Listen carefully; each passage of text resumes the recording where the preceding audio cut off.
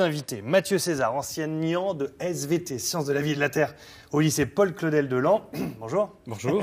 Et puis Margot, à vos côtés, élève en TS3, terminale scientifique numéro 3. Exact. On va parler de la filière santé. La filière santé, on va dire que c'est on est en test, en fait. Voilà, dans l'académie, on s'était dit que c'était un moment un bon moyen d'utiliser cette académie pour lancer cette filière santé. Qu'est-ce que c'est exactement ? C'est donner les moyens aux lycéens d'appréhender un petit peu mieux la médecine pour plus tard. C'est un peu ça l'idée. J'essaie de résumer.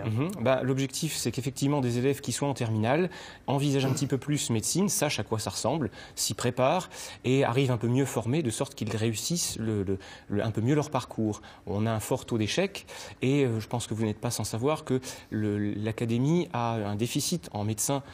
Donc le pari de M. Duchange, de l'Agence régionale de la santé, a été de se dire que si on formait avant le lycée et pendant le lycée, disons, et accompagné après le lycée des élèves pour se préparer à cette filière-là, leurs chances de réussite seraient différentes et ça donnerait un potentiel à avoir de futurs médecins qui s'installeraient dans l'académie. Et au moins donner les clés, donner envie. Margot, tu suis donc cette filière santé, Excellence Santé. Donc, d'abord, qu'est-ce qui t'a motivé pour intégrer cette filière-là et qu'est-ce que tu as découvert là-dedans ? Je suis forcément intéressée donc par la médecine et c'est un moyen pas que médical mais aussi les méthodes de travail. Parce que là, au lycée, on est encore vachement pris par la main, on nous guide un petit peu alors que là, les cours sont plus centrés. Il y a moins de pression aussi, voilà. Du fait que c'est plus un peu comme une option, quasiment, ou un atelier de découverte. C'est une option, c'est 2 heures où on y vient de notre plein gré avec le sourire et où on nous montre bien qu'est-ce que c'est au juste. Tu disais, voilà, on est très tenu par la main parce qu'il y a cette inquiétude de cette première année après le bac qui va être très difficile, où on est un peu, on va se jeter dans un grand bain un peu compliqué. C'est un fossé. Là, pour l'instant, on est encore, faites vos devoirs, est-ce qui va avec. Mais après, c'est débrouillez-vous, chacun pour soi. Quoi. Alors, avec ce parcours, c'est une transition en douceur. Ça nous aide plus. C'est une petite marche qui nous permet de découvrir aussi bien les médecines, doucement, on ne nous fait pas non plus les cours. Mais ça, oui, c'est une transition. Et puis...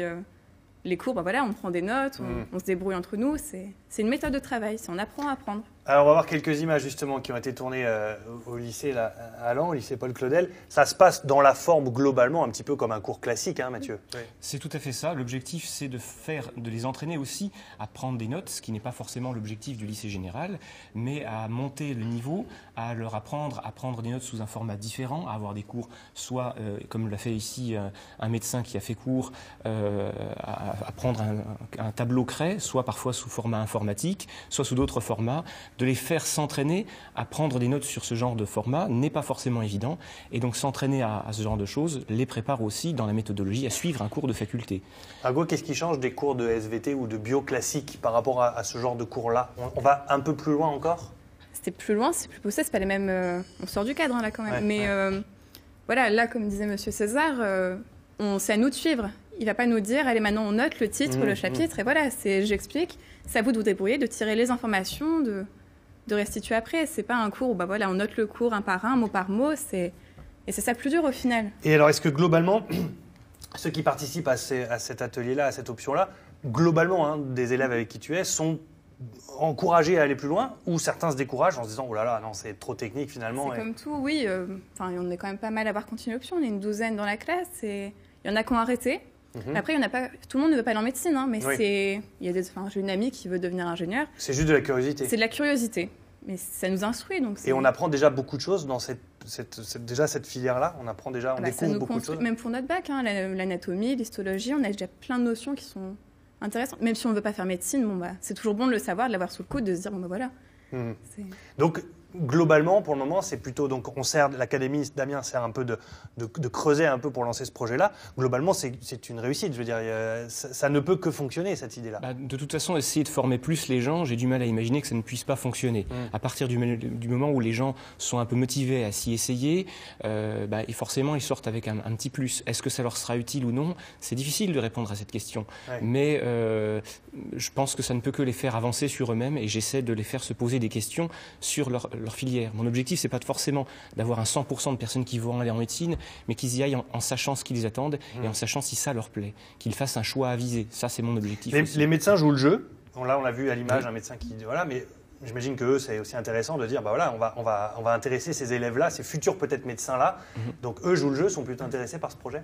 Un certain nombre sont intéressés et justement, certains qui eux-mêmes ont eu des difficultés dans leur cursus et se seraient dit, moi, si on m'avait donné un petit coup de pouce, ma famille, mes parents, mes cousins, ne savaient pas trop ce que c'était que ce milieu, on m'aurait aidé, ça m'aurait rendu service, ça m'aurait fait passer des années plus agréables. C'est des années difficiles, c'est des années de remise en question, les études, et quelle que soit la filière.